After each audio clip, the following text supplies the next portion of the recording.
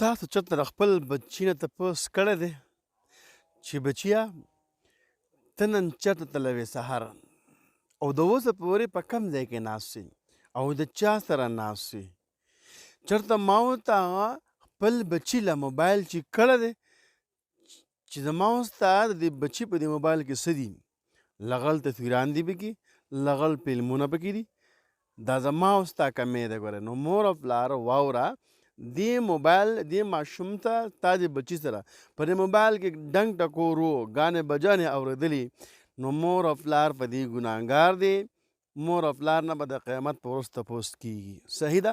نو خپل بچو د هغې لږ توجه وکړئ خپل بچي ته او خپل بچي چې دي په هغې باندې لږ نظرثاني وکړئ. تا له دا موبایل چا درکړو، دا پیسې چا درکړلې، دا کپړې دله چا واخیستي، نو سوچ وکړئ خیر دی. نن تاسو زما دا ویډیو وګورئ او نن لاړ خپل بچي چیک کړئ. دغه ماشوم دغه د څومره دا موبایل استعمالوي په دې وجه باندې مور او پلار ته هم سزا به میلاویږي د قیامت په ورځ او مور پلار په دې ګناه کې شامل دي. کوشش وکړو خپل بچي نیک جوړ کړئ، خپل بچي دینداره جوړ کړئ.